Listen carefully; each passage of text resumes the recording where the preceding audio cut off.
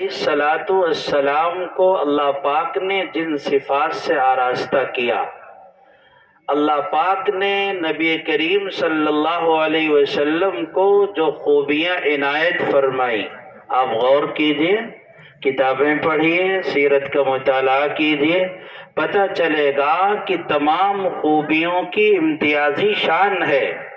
اللہ پاک نے اپنے محبوب کو جن اوصاف حمیدہ سے وابستہ کیا وہ سارے اوصاف نرالے ہیں۔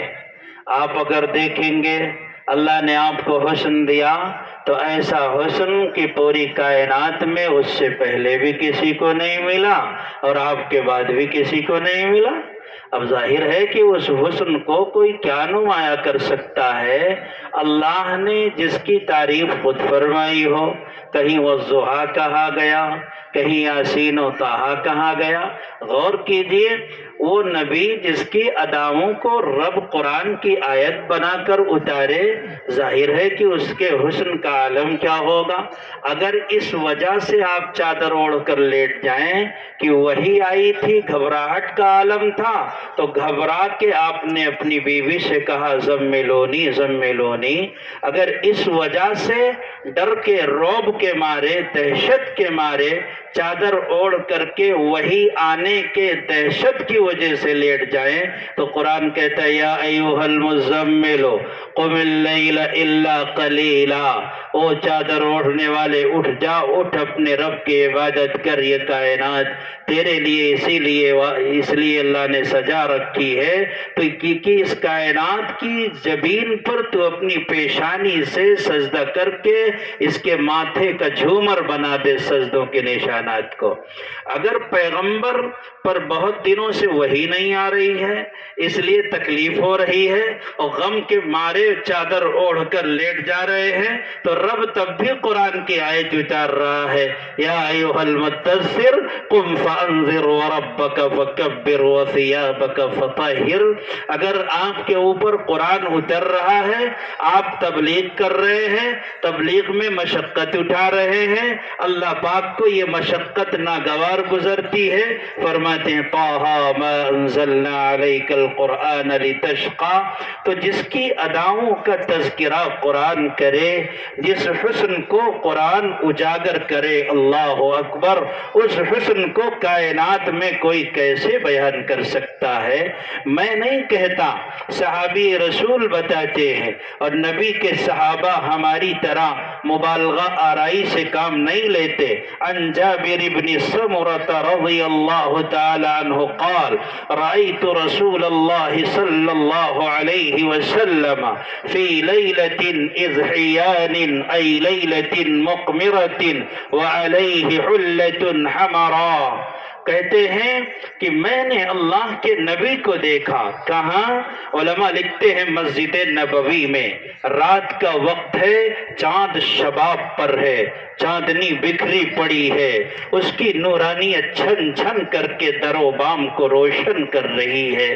پیغمبر کے صحابی فرماتے ہیں کہ آپ سرخ جوڑا زیب تن فرما کے مسجد نبوی میں ٹہل رہے ہیں، میری نگاہ آپ کے اوپر پڑی، فجعلت انظر الیہ، میں آپ کو غور سے دیکھنے لگا، کبھی آپ کو دیکھتا، کبھی چاند کو دیکھتا کہ آخر چاند زیادہ خوبصورت ہے یا محبوب مکرم کا چہرہ زیادہ خوبصورت ہے؟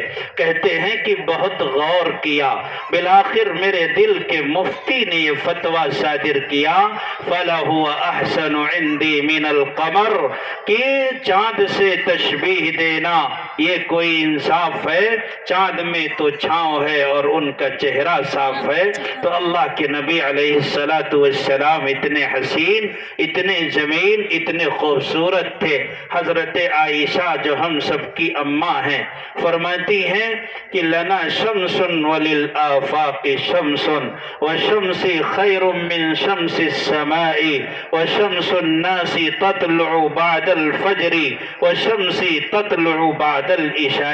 میرا بھی ایک سورج ہے، یعنی محمد الرسول اللہ، زمانے کا بھی بھی ایک سورج ہے، یعنی یہ جو آکاش میں سورج نکل کر کے دنیا کو منور کرتا ہے، ایک سورج تو یہ ہے، ایک میرا سورج ہے۔ لوگوں کا سورج نکلتا ہے فجر کے بعد، میرا سورج نکلتا ہے عشاء کے بعد۔ میرے نبی کو سورج سے حضرت عائشہ تشبیہ دے رہی ہیں۔ صحیح بات تو یہ ہے کہ سورج میں آگ ہے اور چاند میں داغ ہے، نہ آپ سورج جیسے نہ چاند جیسے، بلکہ سمجھانے کے لیے تعبیر اختیار کی گئی ہے، ورنہ آپ کا جو حسن ہے سورج اور چاند سے بھی کہیں زیادہ مجلہ، کہیں زیادہ مصفہ، کہیں زیادہ مطہر، کہیں زیادہ منور ہے۔ آپ کو کسی چیز سے تشبیہ دے ہی نہیں سکتے۔ حضرت عائشہ فرماتی ہیں کہ اگر کبھی رات کی تاریکی میں بستر میں سلتی تھی گدڑی اور اس میں پیوند لگایا کرتی تھی، چراغ کی روشنی میں سلتے ہوئے سوئی گر جاتی، سوئی تلاش کرنے میں دقت ہوتی، میرے محبوب گھر میں داخل ہوتے تو آپ کے رخ روشن کی چمک سے سوئی مل جایا کرتی تھی۔ یہ اللہ کے نبی علیہ السلام کا حسن تھا۔ خود آپ فرماتے ہیں کہ اخی یوسف صبیح وانا ملیح، یوسف علیہ السلام گورے چٹے تھے اور میں ملیح ہوں، جو مجھے کوئی ایک بار دیکھ لے گا تو بار بار دیکھنے کا دل چاہے گا۔ فرماتے ہیں کہ نمایاں حسن یوسف میں سفیدی تھی، صباحت تھی، یہاں سرخی تھی، گلگوں رنگ تھا جس میں ملاحت تھی۔ ایک امتی ہونے کی حیثیت سے میں کہتا ہوں، اور امی جان حضرت عائشہ نے بہت پہلے کہا تھا، لواہی زلیخا لو رأینا حبیبنا، کہ زلیخا کی سہیلیوں نے یوسف کو دیکھ کر کے اپنی انگلی کاٹی تھی، اگر میرے محبوب کو دیکھ لیتی تو اپنا کلیجہ کاٹ لیتی۔ جمال حسن یوسف پر فدا بس ایک زلیخا تھی، مگر روئے محمد پر فدا سارا زمانہ ہے صلی اللہ علیہ وسلم۔ بتانا یہ ہے میرے بھائیوں، اللہ پاک نے اپنے محبوب کو جو بھی وصف عطا فرمایا، نرالا وصف عطا فرمایا، جو بھی شان عطا کی، امتیازی شان عطا کی۔ آپ حسن کو رکھ دیجئے ایک طرف، آگے آئیے، آپ کو پتہ چلے گا اللہ نے میرے نبی کو وصف شجاعت سے بھی متصف کیا۔ اس زمانے میں، ان حالات میں اس چیز کی زیادہ ضرورت ہے، توجہ کے ساتھ میری بات کو سن لیں۔ اللہ کے نبی کو شجاعت کے ساتھ، بہادری کے ساتھ اللہ کے نبی علیہ السلام کو اللہ پاک نے متصف فرمایا۔ آپ اعلیٰ درجے کے بہادر تھے، جہاں کھڑے ہو کر بڑے بڑے سورماؤں کا پتھا پگھل کر پانی ہو جائے، بڑے بڑے رستم و سہراب کے قدم ڈگمگانے لگے، بڑے بڑے پہلوان جہاں کپ کپانے لگے، وہاں بھی میرے نبی کھڑے ہو کر یہ کہتے تھے، انا النبی لا کذب وانا ابن عبد المطلب۔ آپ کو یاد ہوگا اللہ کے نبی جناب محمد الرسول اللہ صلی اللہ علیہ وسلم فتح مکہ کے بعد غزوہ حنین میں تشریف لے گئے، آپ کے ساتھ 9 مسلموں کی جماعت ہے۔ اللہ کے نبی علیہ السلام لڑائی میں بنفس نفیس شریک ہیں، ادھر سے دشمنوں کی طرف سے تیروں کی بوچھار ہے، ادھر کے تیر اندازوں نے اتنے تیر چلائے کہ 9 مسلم صحابہ کے قدم اکھڑ گئے، سب پیچھے ہٹنے لگے۔ نبی نے پیچھے ہٹتے ہوئے دیکھا، صحابہ پیچھے ہٹ رہے ہوئے، ہم ہوتے تو ہم بھی پیچھے ہٹتے کہ وہ اپنی جان بچانے کی فکر میں ہیں، تو لاؤ میں بھی اپنی جان بچاؤں۔ قوم کا کوئی اور قائد ہوتا تو سب سے پہلے بھاگ جاتا، کیونکہ آج کے جو حالات ہیں اس میں یہ بات صادق آتی ہے کہ پڑا جب وقت تو سب سے بڑے بزدل وہی نکلے، پڑا جب وقت تو سب سے بڑے بزدل وہی نکلے جو تقریریں بڑے ہی ولولہ انگیز کرتے تھے۔ لیکن میرا نبی بہت بہادر تھا، جتھے میں گھس گیا، گھوڑے کی ننگی پشت پر بیٹھ کر کے دشمنوں کو للکارنے لگا کہ اے دشمنوں بھول میں نہ رہنا، تمہارے تیروں کی بوچھار سے جو خوف کھاتے ہو، محمد تمہارے تیروں کی بوچھار سے نہیں ڈر سکتے۔ میں بہادر باپ کا بیٹا، بہادر बाप का पोता हूँ। अनन नबी ला कज़िब व अना इब्नु अब्दुल मुत्तलिब, मैं झूठ नहीं बोलता, मैं अब्दुल मुत्तलिब का पोता हूँ, आपकी नस्ल से हूँ। अब्दुल मुत्तलिब मेरे जद्द अमजद हैं। तो मेरे भाइयों, अल्लाह के नबी बहुत बहादुर थे, किसी से नहीं डरते थे। ये नहीं कि इनके मुंह पर इनकी वाली, उनके मुंह पर उनकी वाली। अगर हक बात कहूंगा तो बाबू नाराज हो जाएंगे, अगर मस्जिद में सही तकरीर करूंगा तो मुतवल्ली साहब मुझे भगा देंगे, अगर हक बात कहूंगा तो मदरसे से मुझे बोरिया बिस्तर बांधना पड़ेगा, गांव वाले नाराज हो जाएंगे। अगर शादी ब्याहों में मुजरा करने वालियों के खिलाफ मैंने तकरीर कर दी तो कल जिसके घर शादी हुई थी बेगैरत दुश्मन बन करके आके गिरेबां पकड़ लेगा। अगर रिश्वत खाने वाला हराम खोर इसके खिलाफ तकरीर कर दी तो कहेगा कि मौली साहब तुम्हारी छुट्टी, सूद लेने वाला लानती अगर इसके खिलाफ मैंने बोल दिया तो ये कल को हमारे पेट पर लात मारेगा। वहां ये बात नहीं थी, हक बात कहूंगा चाहे तख्तेदार पर चढ़ करके कहना पड़े, फांसी के फंदे पर आदमी झूल जाए लेकिन हक बात कहे, यही मेरे नबी का मिशन था। कभी किसी से नहीं डरे, कभी किसी से नहीं दबे, कभी किसी से खौफ नहीं खाया, कभी किसी से मरूब नहीं हुए। मदीने में शोर मचा, दुश्मन आ गए, डाकुओं ने हमला कर दिया, रात का वक्त है, सहाबा जमा है, मशवरा हो रहा है क्या किया जाए, दुश्मनों ने हमला कर दिया। अल्लाह के नबी अलैहिस्सलातु वस्सलाम को लोग तलाश करते हैं कि आपसे मशवरा किया जाए, डाकुओं ने हमला कर दिया, मुकाबला कैसे किया जाए। लोग जब आपको तलाश करते, पता ये चला कि आप मदीने में कहीं से दाखिल हो रहे हैं, मदीने में कहीं से आ रहे हैं। सहाबा ने पूछा आप कहाँ गए थे? फरमाने लगे कि तुम तो अभी प्लानिंग कर रहे हो, मशवरा कर रहे हो, मैं पता लगाने गया था। खौफ की कोई बात नहीं, दुश्मनों ने अटैक नहीं किया, जाओ अपने घरों में इत्मीनान के साथ सो जाओ, किसी तरफ से कोई खतरा नहीं है। यहाँ मशवरा हो रहा है, मेरा नबी चक्कर लगा करके मदीने में दाखिल हो रहा है। ये आप हैरान होंगे, इतना ज्यादा आपका जो दिल था निडर था और जिसके अंदर बहादुरी थी, किसी से न डरने वाला जो अंदाज है, आप सुन करके हैरत करेंगे। मेरे भाइयों, अल्लाह के नबी जनाब मोहम्मद रसूलुल्लाह सल्लल्लाहु अलैहि वसल्लम मक्कतुल मुकर्रमा में है, दावत व तबलीग का धुन सवार है, एक एक के पास जा करके थोड़ियों में हाथ डाल करके लोगों को मुतवज्जे कर रहे हैं, ईमान की दावत दे रहे हैं, कुरान पढ़ करके सुना रहे हैं, दीन की तबलीग कर रहे हैं। अल्लाह के बंदो मुसलमान हो जाओ, ईमान कबूल कर लो, यही एक दौलत नजात का जामिन है। अगर बेईमान मर गए तो हमेशा जहन्नम में जलोगे।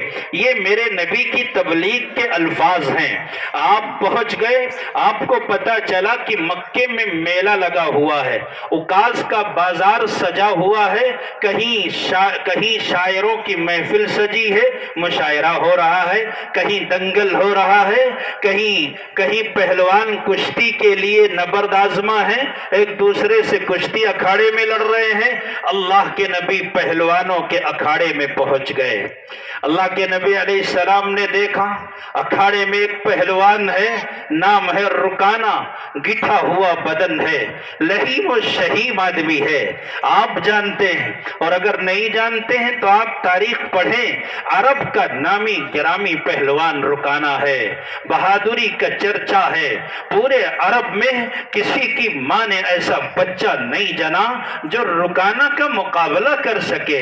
रुकाना अखाड़े में खड़े होकर ये ललकार कर कह रहा है, हल मिन मुबारिजिन, हल मिन मुबारिजिन, है कोई जो मेरे मुकाबले में आकर के मुझसे कुश्ती लड़े, लेकिन कोई नहीं आने को तैयार है। मेरे नबी पहुंचे, रुकाना अल्लाह ने गिठा हुआ اچھا جسم دیا ہے، اللہ نے صحت و توانائی کی دولت تمہیں بخشی ہے، اللہ نے اتنی عظیم الشان طاقت سے تمہیں سرفراز کیا ہے، اے رکانہ اللہ نے ساری دولت تمہیں دی ہے، کاش کی تم میرا کلمہ پڑھ کر مسلمان ہو جاتے تو جس طرح سے دنیا میں تم باعزت ہو، مرنے کے بعد بھی تمہیں عزت ملتی اور تمہارا یہ حسین جسم دوزخ کا کندہ بننے سے بچ جاتا، جہنم میں جلنے سے بچ جاتا۔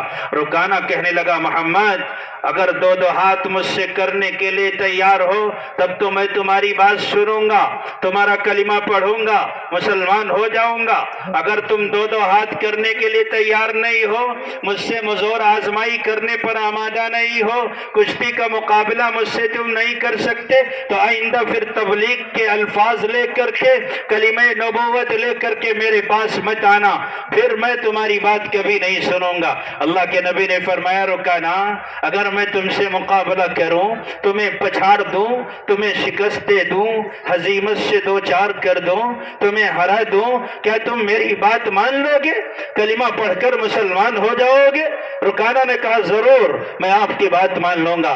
اللہ کے نبی نے کہا جب تب تو ہو جائے دو ہاتھ۔ میرے نبی آگے بڑھے، صحابہ متفکر ہو گئے کہ آپ نے کبھی پہلوانوں والی غذا نہیں کھائی ہے، آپ نے کبھی کسرت نہیں کیا ہے، کبھی زور آزمائی نہیں کی ہے، آپ کو اکھاڑے کے داؤں پیچ سے بھی کبھی واسطہ نہیں پڑا ہے، کون سے داؤں کا کیا نام ہے، کب اس داؤں کو چلا جاتا ہے آپ نے کبھی سیکھا نہیں ہے۔ آپ تو مبلغ ہیں، دین کے میسنجر ہیں، خدا کے پیغمبر ہیں، آپ پر قرآن اتر رہا ہے، آپ کا کام دوسرا ہے، آپ کسی اور فیلڈ کے پہلوان ہیں، اکھاڑے کے پہلوان تو نہیں ہیں۔ اگر آپ گئے پہلوانی کرنے اور ہار گئے تو آپ کی عزت چلی جائے گی۔ اے اللہ کے پیغمبر ہماری عزت جائے تو جائے مگر آپ کی عزت پر حرف نہیں آنا چاہیے۔ جو جان مانگو تو جان دیں گے، جو مال مانگو تو مال دیں گے، مگر ہم سے نہ ہو سکے گا کہ نبی کا جاہو جلال دیں گے۔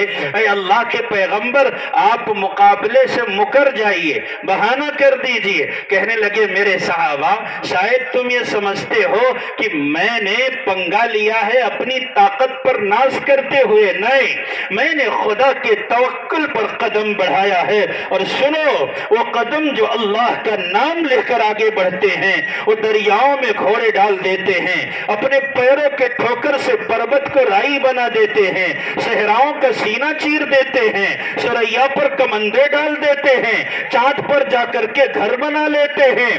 بلکہ آسماں پہ جانے والے مجھ کو حیرت سے نہ دیکھ، آسماں پہ جانے والے مجھ کو حیرت سے نہ دیکھ، اے فلک کیا ماورائے عرش جا سکتا ہوں میں، کیا جلائے گی بھلا میرا نشیمن بجلیاں، خرمنے بجلی پہ بھی بجلی گرا سکتا ہوں میں۔ میرے صحابہ غم نہ کرو، اداس نہ ہو، متفکر نہ ہو، مت سوچو میرے بارے میں، یہ رکانہ نہیں، رکانہ کا ساتھ پشت جو اس کو پہلوانی سکھانے والا ہے، اگر آج محمد کے مقابلے میں آئے گا تو شکست سے ضرور دوچار ہوگا، کیونکہ میرے ساتھ رب کی طاقت ہے۔ یا ایھا الرسول بلغ ما انزل الیک من ربک وان لم تفعل فما بلغت رسالتہ واللہ یعصمک من الناس۔ خدا کی طاقت میری حمایت میں ہے، اب اس کے بعد مجھے کسی اور طاقت کی ضرورت نہیں ہے۔ اللہ کے نبی اکھاڑے میں گئے، ہاتھ ملایا، ریفری نے سیٹی بجائی ہوگی، نبی نے اس کو فرنگی کی طرح نچا کر کے جو پٹکا ہے تو خود رکانہ بھی نہیں سمجھ پایا کہ کون سا داؤں محمد نے چلا، بس یوں کہنے لگا کہ نانا میں تو ابھی تیاری نہیں تھا، پھر سے مقابلہ ہوگا۔ حضور نے کہا کہ کوئی بات نہیں، آ جائیے، پھر سے آ جائیے۔ لبیک، دوبارہ پٹک دیا۔ تیسری بار جب پٹکا ہے تو رکانہ کے 14 طبق روشن ہو گئے، کہنے لگا اشہد ان لا الہ الا اللہ واشہد ان محمدا عبدہ ورسولہ۔ ایسا بہادر اگر ہے تو پھر اس کے ہاتھ پر بغیر کلمہ پڑھ کر مسلمان ہوئے چارے کار نہیں، اور پھر رکانہ اسلام کی دولت سے سرفراز ہو کر مشرف اسلام ہو جاتا۔ حضور کی بہادری کی وجہ سے۔ بھیگی بلی بننے سے کوئی فائدہ فائدہ نہیں۔ جب کوئی انسان کہیں گھیر کر کے کہے کہ فلاں نعرہ لگاؤ، فلاں نعرہ لگاؤ، فلاں الفاظ زبان سے کہو، کفریہ کلمات بکو، بعضے لوگ ڈر جاتے ہیں، خوف کھا جاتے ہیں، وہ جانتے ہیں کہ شاید موت کا کوئی وقت نہیں۔ حالانکہ عقیدہ کیا ہے کہ موت کا ایک دن متعین ہے، فَإِذَا جَاءَ أَجَلُهُمْ لَا يَسْتَأْخِرُونَ سَاعَةً وَلَا يَسْتَقْدِمُونَ، جب وقت آ جائے گا تو پھر کائنات میں کوئی مئی کا لال اس وقت کو ٹال نہیں سکتا۔ وقت آیا ہوا نہ ہو تو کوئی کائنات میں مئی کا لال مار نہیں سکتا۔ یہ خدائی فیصلے ہیں، اللہ تعالیٰ نے پہلے ہی لکھ دیا ہے۔ اس لیے بزدلی ہمارے اندر اگر ہے تو اس بزدلی کے لبادے کو اتار کر کے پھینک دینا چاہیے، بلکہ اسے پھاڑ کر کے پھینک دینا چاہیے۔ موت آئے گی اور یاد رکھو، عزت کی زندگی اگر ملے تو اسے اپنا لو۔ عزت کے مقابلے میں اگر ذلت کی زندگی، بلکہ میں کہتا ہوں عزت کا ایک قطرہ مل جائے تو بہت ہے، اور اگر ذلت کا سمندر بھی ملے تو اپنے پیروں سے ٹھکرا دو، نانا ہمیں نہیں چاہیے۔ اس لیے میں کہتا ہوں عزت کی زندگی ملے سبحان اللہ، اور اگر عزت کی زندگی نہ ملے تو پھر پہلے بھی ہم نے موت کو گلے سے لگایا ہے۔ دنیا سن لے کہ آج بھی ہماری نسل موت کو گلے سے لگانے کے لیے تیار ہے۔ سوچا ہے کفیل اب کچھ بھی ہو ہر حال میں اپنا حق لیں گے، عزت سے جیے تو جی لیں گے یا جام شہادت پی لیں گے۔ میں نہیں، صحابہ کرام کی ساری جماعت نے نبی سے یہی شجاعت سیکھی، یہی بہادری سیکھی، اس لیے وہ کبھی کسی سے نہیں ڈرے۔ قیصر و کسریٰ کے غرور کو خاک میں ملایا۔ آپ کو معلوم ہے، سنا تو ایمان تازہ ہو جائے گا۔ بزدلوں کا جو ہم نے لباس پہن رکھا ہے، اس لباس کو اتارنے پر مجبور ہو جائیں گے۔ حضرت عمر کا زمانہ ہے، فوج نے اٹیک کیا ہے ایران پر، اور ایران میں جو طاقت کسریٰ کی ہے، اس کا جو شہسوار ہے اور اس کا جو جرنیل ہے رستم ہے، اس نے رستم کو بھیجا کہ جا کر کے مقابلہ کرو۔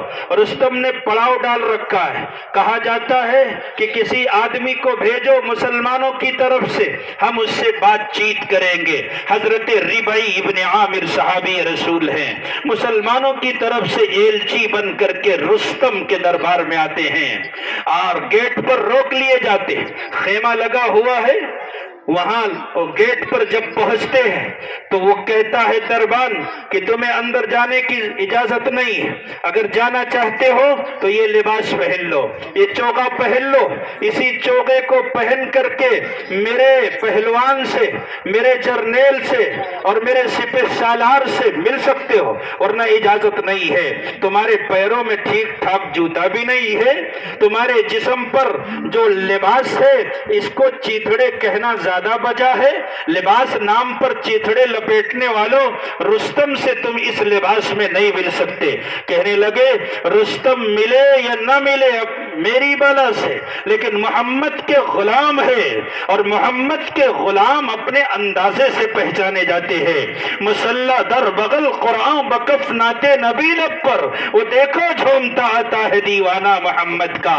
تم اگر اپنے خزانے کو میرے قدموں میں ڈال کر کے کہو کہ اس لباس سے سمجھوتا کر لو، اس جوتے سے سمجھوتا کر لو، اس داڑھی سے سمجھوتا کر لو، ان بالوں سے سمجھوتا کر لو، نبی کے اداؤں سے سمجھوتا کر لو، ارے تم ان اداؤں سے سمجھوتا کرنے کی بات کرتے ہو؟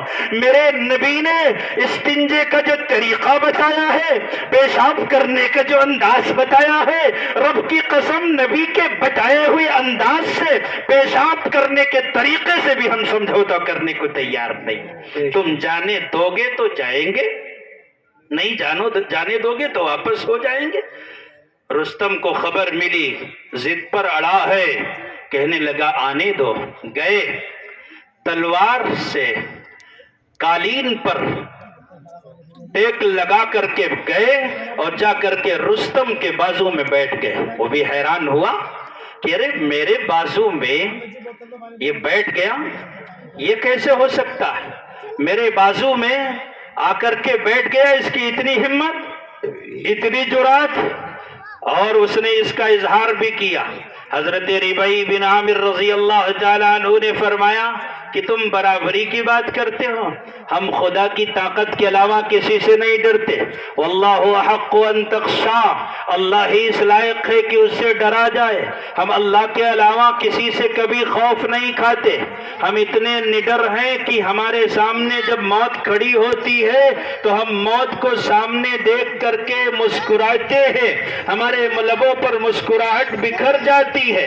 زنجیروں کو دیکھ کر کے ہم گھبراتے نہیں بلکہ تحفہ سمجھ کر کے اپنے ہاتھوں میں اسے پہن لیتے ہیں. زنجیر جنوں کا تحفہ ہے، زنجیر سے کیا گھبرانا ہے؟ ہم ہاتھ بڑھائے بیٹھے ہیں، پہنائے جسے پہنانا ہے، ہمیں کسی سے ڈر نہیں لگتا. رستم نے کہا کہ تم تلوار دیکھ رہے ہو، اپنی ٹوٹی ہوئی تلوار ہے، ٹوٹا ہوا مٹھیا اس کا دستہ ہے، تم نے تانت لپیٹ رکھا ہے، اس میں دھاگے باندھ رکھے ہیں. کیا تم ایرانی فوجوں کا مقابلہ اس ٹوٹی ہوئی تلوار سے کرو گے؟ کہا کہ جس دن مقابلہ ہوگا چھٹی کا دودھ یاد دلا دیں گے. تم نے تلوار دیکھی ہے، تلوار چلانے والے سورما اور بہادر نہیں دیکھے. یہ وہ تلوار ہے کہ جب چلتی ہے تو یہ نہیں دیکھتی کہ رستم کی ڈھال ہے یا پھر قیصر کی ڈھال ہے. اس کی کاٹ اتنی تیز ہے کہ جس کو بھی واسطہ پڑتا ہے ناکو چنے چبوا دیتے ہیں ہم اسے. ربائی ابن عامر نے کہا تمہارے دربار میں جو سب سے قیمتی ڈھال ہو، مضبوط و مستحکم ڈھال ہو، لاؤ. لائی گئی ڈھال ایک وار سے اللہ کے بندے نے اس کے 2 ٹکڑے کر دیے. نبی کی شجاعت اور نبی کے ماننے والوں کی بہادری کا تذکرہ جو کر رہا ہوں اس لیے کہ ہمارے دل کے اندر جو ڈر بیٹھا ہوا ہے، جو خوف بیٹھا ہوا ہے، مایوسی کا عالم ہے، لوگ دہل رہے اور حدیث سنا رہے کہ ایک زمانہ ایسا آئے گا کہ ایمان پر چلنا، اسلام پر چلنا اتنا مشکل ہوگا جیسے ہاتھ میں انگارے لے کر چلنا. حدیث ہے یاتی علی الناس زمان الصابر فیہ کالقابض علی الجمر. حدیث صحیح ہے، ٹھیک ہے اپنی جگہ، لیکن ہم ایسے بہادر نبی کے بہادر امتی ہیں، رب کی قسم اس سے بھی زیادہ نازک زمانہ آ جائے، ہاتھ میں آگ کے انگارے رہی، آگ کا پہاڑ بھی لے کر چلنا پڑے، انشاءاللہ ہم آگ کا پہاڑ لے کر اور چل کر کے دکھائیں گے. زندگی رہے گی تو ہم چلیں گے جہاں تک زندگی ساتھ دے گی، اور اگر زندگی نے وفا نہ کی یہ کہتے ہوئے اسی خاک میں آسودہ خواب ہو جائیں گے. جان دی ہوئی اسی کی تھی، حق تو یہ ہے کہ حق ادا نہ ہوا، ایمان کو سینے سے لگا کے ہم بھی مر جائیں گے. جاتے جاتے اپنی نسلوں کو اپنے چارپائی کے ارد گرد جمع کریں گے اور کہیں گے میرے بچوں پیٹ پر پتھر باندھنا، بھوکے رہنا، تمہاری چمڑی ادھیڑ دی جائے، تمہیں زندہ جلا دیا جائے، تمہیں تباہ و برباد کر دیا جائے، تمہاری دکانوں کو نظر آتش کر دیا جائے، تمہارے مکانوں کو بلڈوز کر دیا جائے، لیکن کسی کا ڈر کے مارے اپنے سینے کے ایمان کو کبھی نہ نکالنا. لا تموتن الا وانتم مسلمون. بہادر نبی کے بہادر امتی ہے. دنیا نے ہماری شجاعت کے قصے دیکھے ہیں، آج بھی ضرورت پڑے گی شجاعت سے اس زمین کو رنگین کر دیں گے. ہمیں معلوم ہے شہیدوں کی لہو سے جو زمین سیراب ہوتی ہے، بڑی زرخیز ہوتی ہے، بڑی شاداب ہوتی ہے. ہمیں اس کا عقیدہ. شاید وقت زیادہ ہو گیا، ابھی بتا دینا. تو اللہ کے نبی علیہ السلام بہادر تھے، بہادر بنا کے گئے تو ہم بھی کسی سے نہیں ڈریں گے. ہمیں قانون توڑنا نہیں آتا، ظلم کرنا نہیں آتا، ہم نے کبھی کسی پر ظلم نہیں کیا ہے. ہماری تاریخ بڑی روشن ہے، اگر کسی کو یقین نہ آئے تاریخ اٹھا کر کے دیکھ لیں. لیکن ظلم سہنا بھی نہیں آتا. طاقت کے نشے میں اگر کوئی چور ہو کر کے ظالم ہمارے ہاتھ ہمارے سامنے گریبان پکڑنے کی کوشش کرے گا تو ہمیں ہر ظالم کے پنجے استبداد کو موڑنے کا ہنر آتا. ہم نہ ظلم کرتے ہیں نہ ظلم سہتے ہیں. ہمیں صاف صاف معلوم ہے، پہلے سے پتا ہے ہمارا عقیدہ بھی ہے کہ مظلوم کے دل کا ہر نالہ تاثیر میں ڈوبا ہوتا ہے. آج تمہیں زمین ملی ہے، طاقت ملی ہے، ستا رہے ہو، ہمارے لہو سے ہاتھ بھر رہے ہو، بھرو، لیکن یاد رکھو اس کا انجام بڑا خطرناک ہوگا. مظلوم کے دل کا ہر نالہ تاثیر میں ڈوبا ہوتا ہے. ظالم کو خبر کر دے کوئی انجام ظلم کیا ہوتا ہے. جب ظلم گزرتا ہے حد سے قدرت کو جلال آ جاتا ہے. فرعون کا سر جب اٹھتا ہے موسیٰ کوئی پیدا ہوتا ہے. بہادر بولو، دنیا کو بتاؤ کہ میرا نبی بہادر تھا، صحابہ بہادر تھے، ہم بھی بہادر ہیں. بہادر نبی کے بہادر امتی ہیں. اور اگر ہم نے ظلم نہیں کیا، نہ ظلم سہا ہے، اگر کوئی ظلم کرے گا تو ہم سہنے کے لیے نہ پہلے تیار تھے نہ اب تیار ہیں. دنیا کے فرعونوں کو یہ بات بتائی جائے، گلی گلی میں چل کر یہ نعرہ دہرایا جائے اور یہ کہا جائے، لوگوں سے بتایا جائے، خود سری اچھی نہیں ہے، سب کو سمجھائے کوئی. خود سری اچھی نہیں ہے، سب کو سمجھائے کوئی. ایسے ظالم کا ابابیلوں نے سرخم کر دیا. کھل گیا نمرود کی ساری خدائی کا بھرم، ایک ہی مچھر نے اس کی ناک میں دم کر دیا. یہ ہمارا عقیدہ ہے، ہمارا ایمان ہے، ہم مانتے اسے. اگر دنیا کو اب بھی یقین نہ آئے اور یہ کہے کہ تمہارے نبی بہادر تھے، جن آنکھوں نے نبی کو دیکھا ظاہر ہے وہ بھی بہادر ہوں گے. تو وہ تو تھے لیکن تم تو بڑے بزدل ہو. نعرے تکبیر لگا کر چارپائی کے نیچے گھس جاتے ہو. تم کہتے ہو نبی کا دامن نہیں چھوڑیں گے. تم میں سے 99% طبقہ وہ ہے جس نے کبھی نبی کا دامن پکڑا ہی نہیں. تمہارے یہاں محبت کا معیار الگ ہے. تم منافق اور دوگلے ہو، کہتے کچھ ہو کرتے کچھ ہو. تو اسے یہ چاہیے کہ بہت زیادہ نہیں، ماضی قریب کے اوراق پلٹ کر دیکھ لے. یہی دیوبند ہے، دارالعلوم دیوبند ہے، مجلس درس کی رونق. دارالعلوم دیوبند کے شیخ الحدیث، شیخ الاسلام حضرت مولانا حسین احمد مدنی نور اللہ مرقدہ، مادر علمی کی آن بان شان و شوکت، دارالعلوم کی پہچان، کراچی کے اندر انگریزوں کے سامنے کھڑے ہیں. انگریز پوچھتا ہے حسین تم نے فتویٰ دیا ہے کہ انگریزی فوج میں بھرتی ہونا حرام ہے، تم نے کہا ہے کہ ہم سے ترک موالات کر لو، تم نے ایسی بات کہی ہے. فرمایا کہی ہے کیا ہوتا ہے، پہلے بھی کہا ہے، اب بھی کہتا ہوں، اور جب تک زندہ رہوں گا یہی کہتا رہوں گا کہ انگریزوں تم حرام خور ہو، قابض ہو، ظالم ہو. تم نے ہماری بستیوں کو اجاڑا، ناجائز ہندوستان پہ قبضہ کیا. جب تک تمہیں لوہے کا چنا نہیں چبوا دیں گے سکون سے نہیں بیٹھیں گے. انگریز کہنے لگا حسین اس کا انجام جانتے ہو؟ کہنے لگے فقض ما انت قاض انما تقضی هذه الحیات الدنیا. ارے انجام سے ڈراتا ہے، ہم آغاز جانتے ہیں، انجام ہم اپنے رب پہ چھوڑ دیتے ہیں. توحید کی امانت سینوں میں ہے ہمارے، توحید کی امانت سینوں میں ہے ہمارے. آسا نہیں مٹانا نام و نشاں ہمارا، باطل سے دبنے والے اے آسماں نہیں ہم، 100 بار کر چکا ہے تو انتہا ہمارا. تو کہتا ہے کہ ہم ڈر جائے، نہیں سن لے اور کان کھول کر کے سن لے. تو سوچتا ہوگا کہ ہم خالی ذہن یہاں آئے ہیں، نہیں ہم اپنے ساتھ اپنا کفن بھی لے کے آئے ہیں. ہمیں تیرے کفن کی بھی ضرورت نہیں ہے.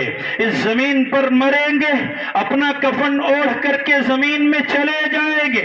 منہا خلقناکم وفیہا نعیدکم ومنہا نخرجکم تارۃ اخری. ہمارا خمیر بھی اسی زمین کی مٹی سے اٹھا ہے، مرنے کے بعد اسی مٹی میں مل کر کے ہم اسی زمین کا جز اور اس کا حصہ بن جائیں گے.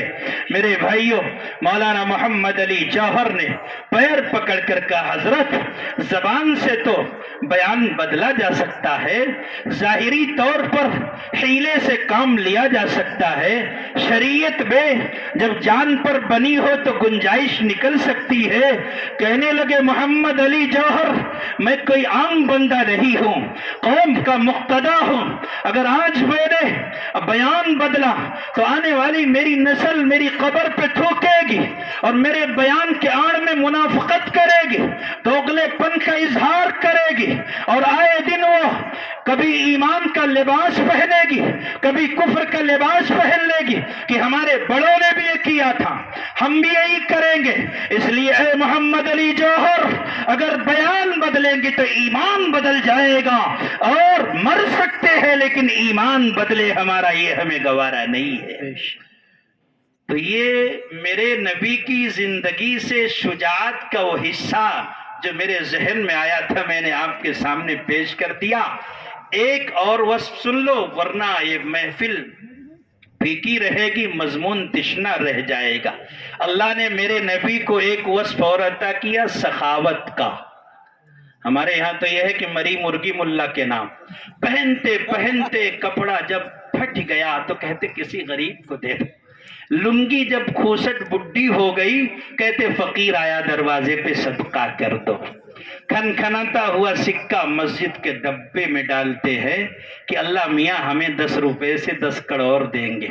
100 روپیہ اگر مدرسے میں دینا ہے تو جیب سے نکال کر جو سب سے سڑا ہوا بوسیدہ کاغذ کا نوٹ ہوتا ہے وہ ملا کے چہرے پہ مارتے ہیں، اور مار کر ایسا سینہ چوڑا کرتے جیسے ان کے نسلوں پہ ہم احسان کر رہے ہیں۔ حالانکہ یہ پتہ نہیں ہے کہ جب تک یہ بھیک منگے دین کے نام پر ہم سے بھیک مانگیں گے تب تک ہمارے گھر کی بیٹیاں گھروں میں بیٹھی رہیں گی، اور جس دن انہوں نے یہ جرات ختم کر دی نہ جانے کس کے ساتھ بھاگ رہی ہے اور بھاگنے کا تانتا لگ جائے گا، پتہ نہیں یہ لوگوں کو۔ میں بار بار کہتا ہوں اس اونچے آسمان کی عظمت زمیں سے ہے، سجدوں کا اعتبار یقیناً جبیں سے ہے، مٹی کے ہم چراغ ہیں امت بجھا ہمیں، نادان تیرے طاق کی رونق ہمیں سے ہے۔ اللہ کے بندو ہمارے یہاں تو یہی ہے کہ چمڑی چلی جائے دمڑی نہ جائے۔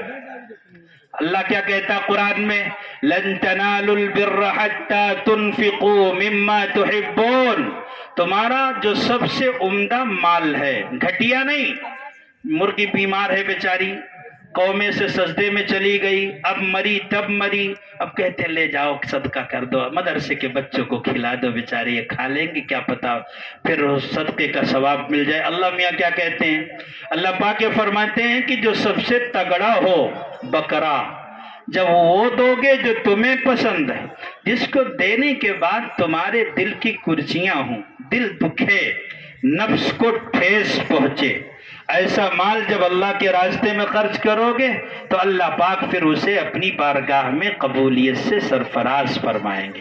اور اگر سڑا ہوا مال، بدبودار مال، جسے خود نہیں کھا سکتے، خود استعمال نہیں کر سکتے، پہنتے پہنتے کپڑے میں 70 پیوند لگ گئے، جوتا پھٹ گیا، لنگی پھٹ گئی، ٹوپی بوسیدہ ہو گئی، اب کسی اللہ کے بندے کو صدقہ کریں گے تو رب اس سے راضی نہیں ہوگا۔ یہ دینداری نہیں، یہ مکاری ہے۔ سر تو سجدے میں ہو اور دل میں دغا بازی ہو، ایسے سجدوں سے بھلا کیسے خدا راضی ہو۔ تو میرے بھائیوں، اللہ کے نبی علیہ السلام کے بارے میں خود نبی فرماتے ہیں، السخی قریب من اللہ قریب من الناس قریب من الجنت بعید من النار، کہ جو سخی آدمی ہے وہ لوگوں کے دلوں میں بستا ہے، اللہ کے جنت کے قریب ہے، رب کی رحمت اس پر سایہ فگن ہے، جہنم سے کوسوں دور ہے۔ سخاوت کی صفت جس بشر میں ہوتی ہے کبھی نہ کبھی اللہ تعالیٰ اسے ہدایت کی دولت سے سرفراز فرما دیتے۔ تو اللہ کے نبی بہت سخی تھے۔ یوں ہی نہیں کہا جاتا کہ آپ کے در کا مگتا کبھی خالی ہاتھ نہیں گیا، کبھی بھی ایسا نہیں ہوا کہ آپ نے اپنے در کے سوالی کو خالی ہاتھ بھیجا ہو۔ آپ تصور کیجئے اللہ کے نبی علیہ السلام کی مجلس ہے، ایک صاحب آتے ہیں اور آنے والے کوئی مسلمان نہیں، غیر مسلم ہیں۔ یا رسول اللہ، ان بکریوں میں سے جو آپ کے پاس موجود ہیں مال غنیمت میں آئی ہوئی ہیں، کچھ بکریاں مجھے دے دیجئے۔ نبی نے فرمایا لے جاؤ۔ کئے بکریاں لے جاؤ؟ کہ ساری تمہاری؟ ارے ہزاروں بکریاں، وادیاں بھر دیں۔ دو پہاڑوں کے درمیان جو خالی جگہ ہوتی ہے اسے وادی کہتے ہیں، وادی بھر بکریاں کہ اگر کسی کے پاس ہو تو اپنے گاؤں کا سیٹ کہلائے، ساہوکار کہلائے۔ میں نے تو 4 6 10 مانگی تھی، آپ کہتے ہو ساری لے کر جاؤ، ساری لے جاؤ، کہاں لے جاؤ یار؟ اے محمد، اتنا زیادہ تو سخی، اتنا بڑا کبھی میں نے کسی کو نہیں دیکھا۔ آپ نے تو حاتم طائی کو بھی شرمندہ کر دیا۔ حاتم طائی کی بات کرتے ہو، حاتم طائی کے چرچے تو محمد کے تذکرے سے پہلے ہے۔ جب یہ سورج طلوع ہوگا تو اس سورج کی روشنی میں دنیا کے سارے چراغ بجھا دیے جائیں گے۔ محمد کی سخاوت کا جب تذکرہ ہوگا تو حاتم کی سخاوت خود سر چھپانے پر مجبور ہو جائے گی۔ جاؤ لے کر کے یہ بکریاں ساری تمہاری، اور یہ میں تمہیں ہدیہ کرتا ہوں، گفٹ کرتا ہوں۔ حیران و پریشان کہ اس سے پہلے تو کبھی سخاوت کا یہ منظر زمانے نے نہیں دیکھا۔ ہاں نہیں دیکھا ہوگا، لیکن اب آمنہ کے لال عبداللہ کے لخت جگر کا زمانہ ہے۔ اب سخاوت کے نت نئے انداز دنیا دیکھے گی۔ یہ کیا، اس سے بھی زیادہ سخاوت کا دل فریب منظر لوگوں کی نگاہوں کے سامنے آیا ہوگا۔ آدمی بکریاں لے کر اپنے گاؤں پہنچا، قبیلے والوں کو بلایا، اے میرے قبیلے کے لوگوں، تم محمد کو گالیاں دیتے ہو، تم آپ کے راستے میں روڑا بنتے ہو، آپ کے قدموں میں خار ڈالتے ہو لہو لہن کرنے کے لیے۔ میں کافر آدمی، محمد کو میں نے بتا بھی دیا کہ میں آپ کے مذہب کا ماننے والا نہیں ہوں، اس کے باوجود میں نے بکریاں مانگی۔ میرے نبی نے توقف کیے بغیر، محمد نے سوچے بغیر ساری بکریاں مجھے دے دی۔ دیکھو میں مالدار ہو گیا، میں غریب تھا، اس سے پہلے دنیا مجھے بھکاری کہتی تھی، اب یہ ساری بکریاں میری ہیں، اب میں اس گاؤں کا سیٹ ہوں۔ اے دنیا والوں، میرے گاؤں والوں، ایسے سخی آدمی کا دامن اتنا وسیع ہے، کاش تم بھی میرے ساتھ چل کر کے اس دامن سے وابستہ ہو جاتے، میں تو جا رہا ہوں۔ لوگ کہتے ہیں کہ واقعی تعجب خیز منظر ہے۔ دنیا نے یہ تو دیکھا ہے کہ کسی نے کسی کو ہدیہ دیا ہو تو بدلے میں ہدیہ ملا ہو، لیکن گالیاں دینے والوں کو دعائیں، گلے میں جس انسان نے گلے میں ہڈیاں بن کر کے اٹکنے کی کوشش کی ہو، اس کے گلے میں ہار ڈالنے کا یہ دل فریب منظر، یہ تو بس محمد الرسول اللہ کے کردار میں نظر آئے گا۔ سارے کنب قبیلے کے لوگ آ کر کے اللہ کے نبی علیہ السلام کا کلمہ پڑھ کر کے مسلمان ہو جاتے۔ ہمارے یہاں سخاوت ہے، بلکہ سخاوت اس کو نہ کہیے تو زیادہ بہتر ہے، بلکہ یوں کہیے کہ شیطانی صفت ہمارے اندر، شیطانی صفت۔ آپ معاف کیجئے گا کہتے ہوئے آپ کے اوپر ہو سکتا ہے توہین کا میرے اوپر دفع لگ جائے، آپ کا دل دکھے، لیکن جو محمد کا دل دکھائے پھر ہمیں اس کے دل کی کوئی پرواہ نہیں ہوتی۔ آپ غور کیجئے، قرآن کہتا ہے ان المبذرین کانوا اخوان الشیاطین، کہ جو فضول خرچی کرتے ہیں وہ شیطان کے بھائی ہیں۔ سخاوت کرتے ہم بھی، پیسہ ہم بھی لٹاتے، لیکن کہاں؟ مجروں پر لٹاتے کہ نہیں لٹاتے؟ بوڑھا باپ، منہ میں دانت نہیں، پیٹ پہ آنت نہیں، کنجریوں کو لا کر کے بیٹے کی شادی میں، پوتے کی شادی میں نچا رہا ہے۔ پیسوں کی گڈیاں پہلے ہی تہ بتہ کر کے رکھی گئی ہیں کہ طوائفیں آئیں گی، ٹھمکے لگائیں گی تو ان پر ہم نچھاور کریں گے۔ نیچے سے پگلیٹ باپ اور اوپر سے سرفرا بیٹا، باپ بیٹے دونوں مل کر سخاوت کا مظاہرہ کر رہے۔ شیطان تالیاں بجا رہا ہے کہ مجرا کرنے والیاں جیت گئی، علماء دین کو تم نے ذلیل کر دیا۔ واہ واہ، سبحان اللہ، تم تو میرے چیلے چپاٹے ہو، میرے نطفے سے تمہیں حصہ ملا ہے، تمہیں گلے سے لگاؤں گا اور دنیا میں جب تک تم رہو گے تمہارا ساتھ دوں گا، تم میرے آوان و انصار ہو، میرے حمایتی مددگار ہو۔ او شیطان کے چیلو، تم شیطان کے بھائی ہو۔ مجروں پر پیسہ، ڈی جے پر پیسہ شادی میں، کجریوں پر پیسہ، ہجڑوں پر پیسہ کون لٹا رہا ہے؟ یہودیوں کی بات نہیں کر رہا ہوں، عیسائیوں کی بات نہیں کر رہا ہوں، اسی امت مسلمہ میں دین کو بدنام کرنے والے کلنک، دین کے نام پر دھبا، میرے نبی کی سنت کو رسم و رواج کی چوری سے ذبح کرنے والے بے غیرت مسلمان، سخاوت کا انداز ان کا دیکھنا ہے. شادی میں دیکھو باپ کہہ رہا ڈی جے بجے گا, مولانا کہہ رہے مت بجاؤ. باپ کہہ رہا شادی ایک ہی بار تو ہوتی ہے.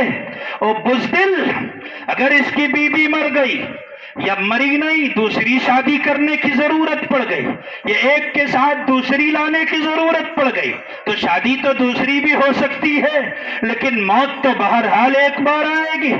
اللہ تعالیٰ دو موتوں کو کسی پر جمع نہیں فرماتے. تو کیا زندگی میں جس چیز کو ایک بارگی کرنا ہو, جس رسم کو ایک بار ادا کرنا ہو, کیا اس میں انسان پاگل ہو جائے گا, گریباں چاک کرے گا, یہ روڈ پر نکل کر کے ناچے گا, مجرے کرے گا, طوائفوں کو لا کر کے اپنے گھروں کی زینت بنائے گا, محمد کی سنت کو گھروں سے دھکے دے کر نکالے گا؟ اگر یہی زندگی ہے تو اس زندگی سے تمہارے لیے موت بہتر ہے. ان بزدلوں کو بتاؤ کہ اگر تم یہ کارنامے کر کے اپنے کارنامے پر پھولے نہیں سماتے, اس زندگی کو تم اچھی زندگی کہتے ہو, میں کہتا ہوں یہی ہے زندگی. تو زندگی سے خودکشی اچھی کہ انسان عالم انسانیت پہ بار ہو جائے.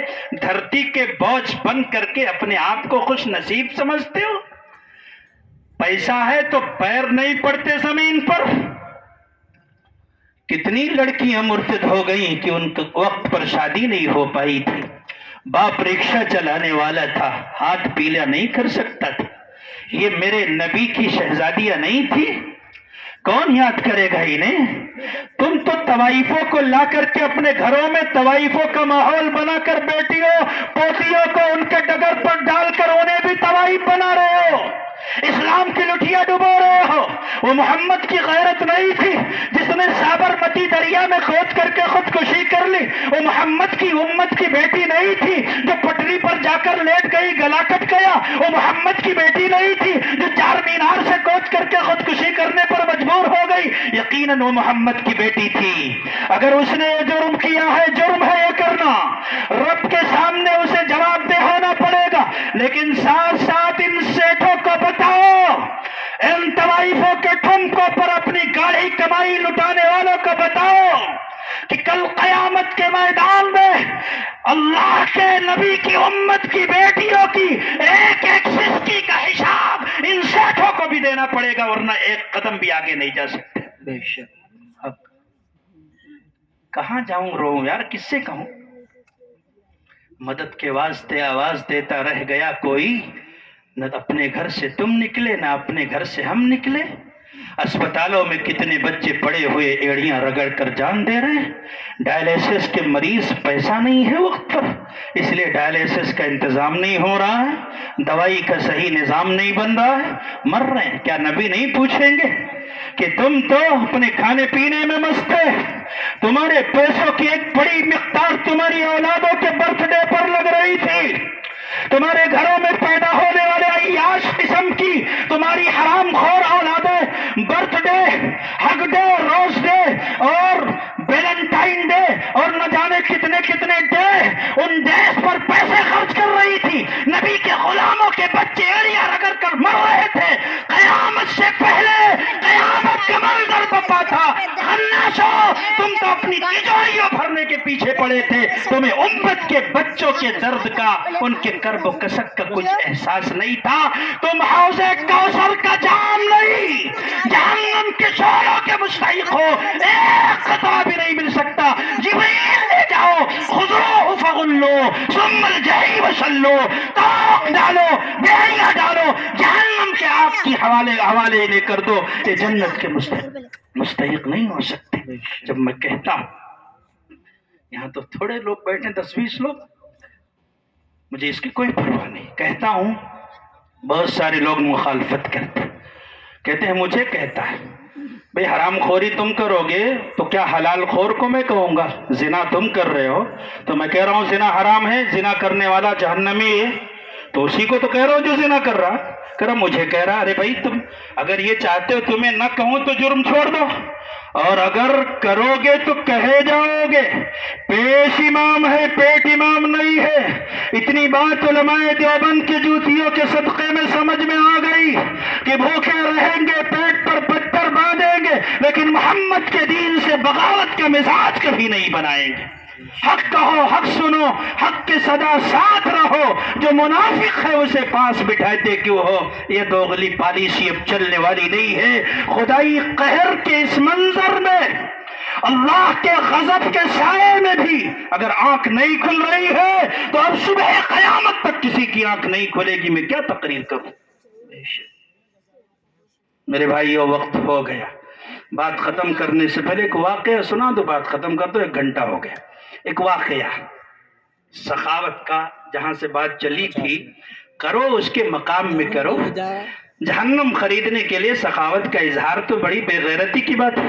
بہرحال یہ میرا مضمون ہو سکتا ہے کام آ جائے ابھی مدرسے والوں کے بھی، اس لیے میں نے اللہ نے یہ باتیں کہلوا دی۔ بہرحال اللہ کے نبی جناب محمد الرسول اللہ صلی اللہ علیہ وسلم حضرت بلال کے ہمراہ ساتھ میں کہیں تشریف لے جا رہے مدینے میں۔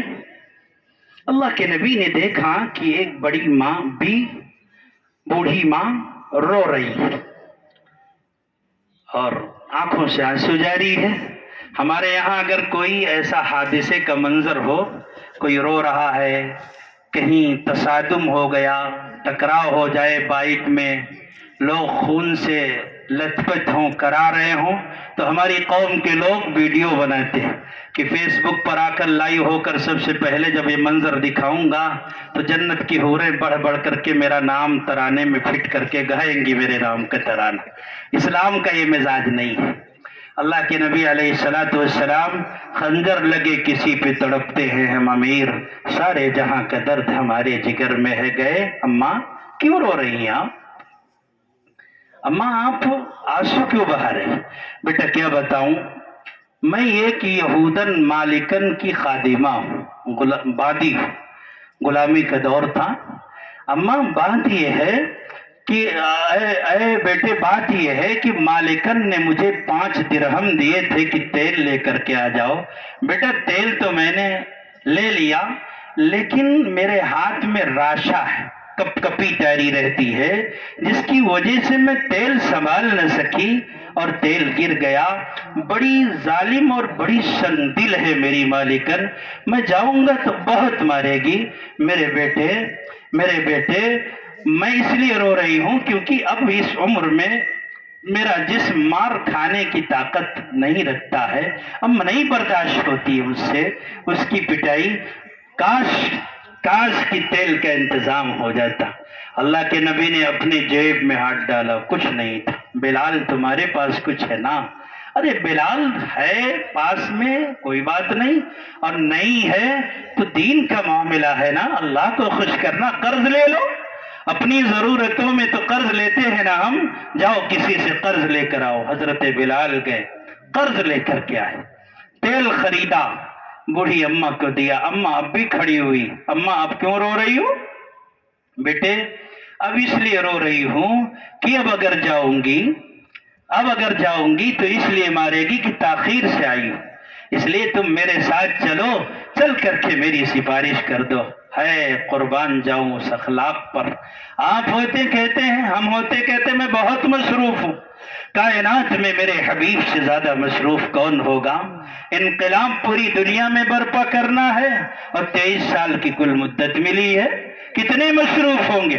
لیکن نہیں ماں، اگر میرے چلنے سے تیرا کام بن سکتا ہے، تیرا یہ بیٹا 1 بار نہیں 70 بار تیری ضرورتوں کی تکمیل میں جہاں تو چاہے گی، جس گلی کوچے میں کہے گی میں چلنے کو تیار ہوں۔ کہتے ہیں کہ اللہ کے نبی اس کے ساتھ چلے، مدینے کی گلیوں میں گھما پھرا کر کے آبادی سے بہت دور جنگل میں جا کر کے ایک جھوپڑی کی طرف اشارہ کیا، یہ میری مالکن کا گھر ہے۔ نبی چیں بجبی نہیں ہوئے، ماتھے پر شکن نہیں آئی کہ بھائی آبادی سے اتنی دور، میں اتنا کارگر آدمی، ٹائم میرا اتنا زیادہ ضائع کیا، تم نے کچھ نہیں۔ بشاشت کے ساتھ میرے حبیب چلے جا رہے ہیں۔ وہاں پہنچے، مالکن نے چیخنا شروع کیا، ارے تم اتنی دیر سے آئی ہو، اب تک کہاں تھی؟ اللہ کے نبی نے انتہائی پر وقار آواز میں کہا، کہ اس اماں کو کچھ مت کہو، تیل گر گیا تھا، انتظام ہونے میں تاخیر ہوئی ہے، اسے مت مارو، بہت بوڑھی ہو چکی۔ اس یہودن نے جب آواز سنی تو نبی کی طرف نظر اٹھا کر دیکھا، کشادہ پیشانی، خمدار ابرو، چوڑا سینہ، رخسار اور لب گھنگھریالے بال، وہ ناک اور روشنی نکلتے ہوئے دندان مبارک، مبہوت ہو گئی۔ ایسا حسین و جمیل آدمی سفارش کے لیے میرے دروازے پہ آیا، بیٹا اب نہیں، صبح قیامت تک نہیں ماروں گی، تجھ جیسا سفارشی ہو تو بھلا پھر کوئی مار کیوں کھائے گا؟ اب زمانے میں کوئی ظالم کبھی کسی مظلوم پر ہاتھ نہیں اٹھائے گا، لیکن یہ تو بتا کہ تو ہے کون؟ حضرت بلال نے فرمایا اب نہ پائے گا کوئی بھی یہ شرف، جس کو ہونا تھا پیغمبر ہو گیا، اللہ نے آخری پیغمبر کے طور پر آپ کا انتخاب کیا ہے، یہی وہ بزرگ شخصیت ہے، زمانہ جن کا دشمن بنا ہے۔ عورت کہتی نانا اس کی دشمنی اچھی نہیں ہے، یہ تو بہت اچھا آدمی ہے، اس نے سخاوت کا مظاہرہ کیا، تیل گرا، تیل کا انتظام کیا، سفارشی بن کر میرے پاس آیا، ہاتھ بڑھا، میں تیرا کلمہ پڑھ کر کے مسلمان ہوتی ہوں، چنانچہ وہ مسلمان ہو جاتی ہے۔ میرے بھائیوں، ہم بھی اللہ کے نبی کے اوصاف جمیلہ کو اپنے اندر سمونے کی کوشش کریں گے۔ لقد کان لکم فی رسول اللہ اسوۃ حسنہ سے یہی چاہا جا رہا ہے، اور من تشبہ بغیرنا فلیس منا کہہ کر کے دنیا کی تمام طاقتوں کے نقل و حرکت کو اپنانے سے دریغ کرنے کی تعلیم ہمیں دی گئی ہے۔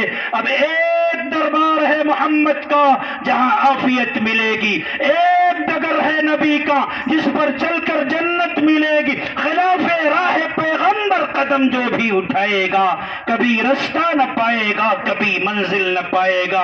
اس عزم و ارادے سے گھر سے نکلیں گے کہ مظلوموں کے کام آئیں گے، بے کسوں بے بسوں کے دکھوں پر مرہم رکھنے کے کام میں انشاءاللہ ٹائم لگانا پڑے تو ٹائم لگائیں گے، پیسے صرف کرنا پڑے تو پیسے صرف کریں گے۔ اگر کوئی انسان ہمیں نظر آیا جس سے چلا نہیں جاتا، اس کا مذہب نہیں دیکھیں گے، اس کا دین نہیں دیکھیں گے، اس کا دھرم نہیں دیکھیں گے، ڈگمگانے والے کا سہارا بن جائیں گے۔ کسی اندھے کی لاٹھی نہیں ہے، اپنے بازوؤں کو اس کے لیے لاٹھی بنا دیں گے۔ اگر ایسا کریں گے تو جانتے ہیں کیا ہوگا، قدم قدم پہ اجالے اتر کے آئیں گے، تیرے نصیب میں تارے اتر کے آئیں گے، سہارا بن کے نکل گھر سے بے سہاروں کا، تیری مدد کو فرشتے اتر کے آئیں گے۔ وآخر دعوانا ان الحمد للہ رب العالمین۔